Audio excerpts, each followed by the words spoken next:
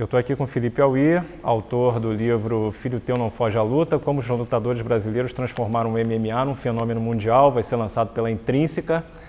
Felipe, tudo bem? Tudo bem. A gente escolheu esse lugar aqui, que é uma academia na Zona Sul do Rio, para conversar sobre o teu livro, e é um lugar simbólico, né, na história do MMA, do Vale Tudo, que se transformou no MMA.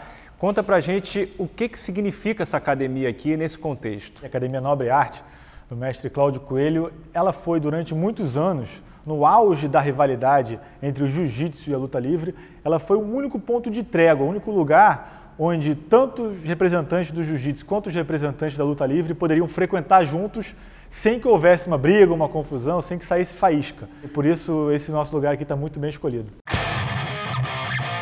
Felipe, como é que surgiu a ideia do livro? Juba, surgiu numa reportagem que eu fiz sobre o que a gente chamava de Vale Tudo da Periferia, que eram trabalhadores comuns que, nas horas vagas, disputavam torneios de Vale Tudo na Baixada Fluminense, em subúrbios do Rio, e faziam dali um complemento da renda. Não eram lutadores profissionais, embora lutassem artes marciais, e complementavam a renda ali. E ali, pela primeira vez, eu entrei em contato com a história do esporte, né? A gente, para contextualizar isso, eu tive que contar que era um esporte criado por brasileiros, e comecei a me apaixonar por essa história, até mais do que o tema da reportagem especificamente. E o nosso editor de projetos nacionais, o Bruno Porto, viu essa reportagem, na época comentou comigo que isso aí pode ser o embrião de um livro daqui para frente e tudo, até que no ano passado ele assim, e a editora Intrínseca tiveram esse interesse realmente, me chamaram para para contar essa história desse esporte que hoje é um fenômeno mundial, mas que tem um DNA originalmente brasileiro e teve brasileiros como protagonista dos anos 20 até os dias de hoje. E eu acho que foi uma experiência fascinante a gente poder, com personagens fascinantes desde esses anos 20, a gente conseguiu trazer aí no formato de um livro pela primeira vez.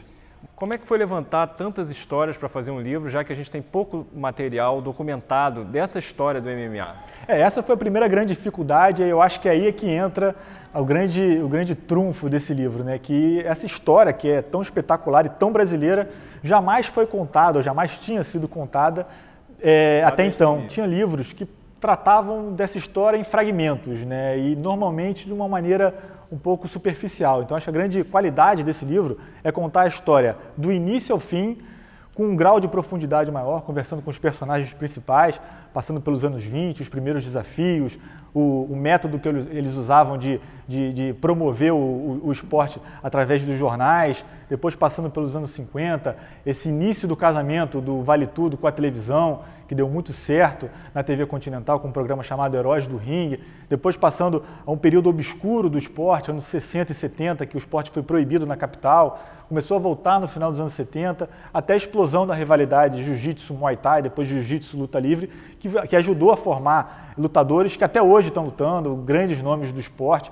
Então, o livro tem essa preocupação, né, de contar a história como um todo, sem deixar buracos e revelando principalmente os personagens que fizeram parte dela, ou seja, que vai muito além dos lutadores, né? Essa história passa por presidentes da República, por generais da época do regime militar, por pessoas inteligentes, por empresários do esporte, até chegar no Dana White, que foi também uma pessoa importante para a evolução do esporte. Enfim, eu acho que esse livro ele não deixa passar nada, ele não tem buraco. Grande parte da pesquisa que você fez para o livro foi nos Estados Unidos. Conta como é que foi essa tua viagem para lá, tua passagem por lá. Com certeza, Ju, porque assim, embora seja um esporte brasileiro e feito por muitos brasileiros, hoje é inegável que o epicentro do MMA se desenvolve nos Estados Unidos, né? Então eu fui para lá, acompanhei um UFC, o UFC 130, e ali tive a oportunidade, era o meu segundo UFC, ou seja, então eu tive a oportunidade de conhecer um pouco mais o dia a dia, a rotina, a semana que antecede um evento como o UFC, que é o principal evento hoje de MMA no mundo.